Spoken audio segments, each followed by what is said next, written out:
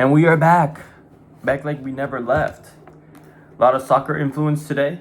Sounders shirt this morning. Now we're wearing a Mexico jersey. Um, Closing out this book. I mean, we got a couple more pages left. I'll definitely go ahead and purchase another book later today so that we could continue on for today's agenda with 3 videos later tonight.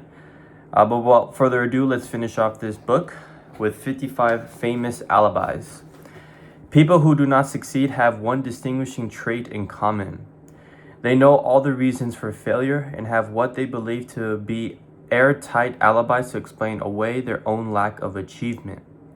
Some of these alibis are clever, and a few of them are justifiable by the facts, but alibis cannot be used for money. The world wants to know only one thing: have you achieved success?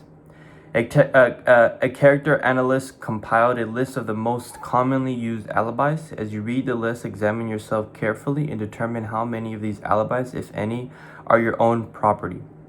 Remember too, the philosophy presented in this book makes every one of these alibis obsolete. I will probably not go through every single one of them, but let's start with the first one. If only I didn't have a wife and family. If only I had money. If I could get a job. If only I had time. If only other people understood me. If only I could live my life over again. If only I now had a chance. If only nothing happened to stop me. If only I had been born rich. If only I had been embraced past opportunities.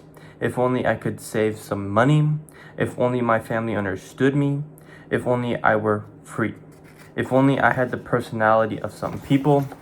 If only my talents were known. If only I could marry the right person. If only if it were not true that what is to be will be. If only I lived in a different neighborhood. If only I didn't have a past. If only I had a business of my own. If only, and this is the greatest of them all, I had the courage to see myself as I really am. I would find out what is wrong with me and correct it. Then I might have the chance to profit by my mistakes and learn something from my experience of others. I know there is something wrong with me, or I would now be where I would have been if I had spent more time analyzing my weaknesses and less time building alibis to cover them. Building alibis with which to explain any failure is a habit as old as the human race and is fatal to success. Why do people cling to their pet alibis? The answer is obvious. They defend their alibis because they create them. An alibi is the child of one's own imagination. It is a human nature to defend one's own brainchild. Building alibis is a deeply rooted habit. Habits are difficult to break, especially when they provide justification for something we do. Plato had this truth in mind when he said, "The first and best victory is to conquer self. To be conquered by self is, of all things, the most shameful and vile." Another philosopher had the same thought in mind when he said, "It was a great surprise to me when I discovered that most of the ugliness I saw in others was but a reflection of my own nature." It has always been a mystery to me, said Albert Huard, why people spend so much time deliberating, fooling themselves by creating alibis to cover their weaknesses. If used differently, this same time would be sufficient to cure the weakness. Then no alibis would be needed. In parting, I would remind you that life is a draughts board. The player opposite you is time. If you hesitate before moving or neglect to move promptly, your draughts will be wiped off the board by time. You are playing against a partner who will not tolerate indecision.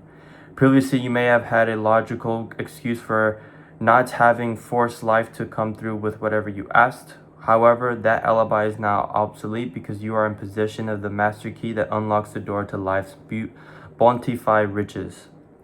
The master key is intangible but is powerful. It is the privilege of creating in your own mind a burning desire for a defiant form of riches. There is no penalty for the use of the key, but there is a price you must pay if you do not use it. The price is failure. There is a reward of stupendous proportions if you put the key to use. It is a satisfaction that comes to all who conquer self and force life to pay whatever is asked. The reward is worthy of your effort. Will you make the start and be convinced. If we are related, said the immortal Emerson, we shall meet. In closing, may I borrow this thought and say, if we are related, we have, through these pages, met. And that is Think and Grow Rich by Napoleon Hill. What a book, for sure. I think some of the key takeaways is throughout this book is two things. One is stop allowing other individuals, or yet alone yourself, to distract you or to keep negative thoughts from achieving what you want to achieve. Now, let me further elaborate. I think one of the key things that this book really emphasizes the burning desire for accumulating riches. And there's many other steps and many other examples as how to have that burning desire. But I think one of the key things is not allowing other individuals or the negative thoughts in your mind to distract you from that desire. Another thing is, and this is somewhat kind of correlated, but I think is very important, but yet separate, is surrounding yourself with individuals who are in better position of you, who are smarter than you, who perhaps are more successful than you, and put yourself in a position where you could potentially be the next successful person because of your group. And I think that's a very valuable point, not only in life, but to be in business and in your personal life. Surrounding yourself with people that you admire, surrounding yourself with people that you can learn from, gain knowledge from, and ultimately gain necessary examples and attitudes to how to be a successful person. Now, obviously, in your own manner, in your own journey, will you achieve that? But I think that's very valuable in this book. Great book, highly recommend it if you guys have stayed throughout this journey and obviously throughout the end of this video. But without further ado, let's close it out, start a new book. For those who are new or for those who are watching this is the second book that I've been recording. The first one was The 7 Habits of Highly Effective People. Now, I just finished off Think and Grow Rich. What's next, we will see. But in the next video, you will see the next book. So, peace.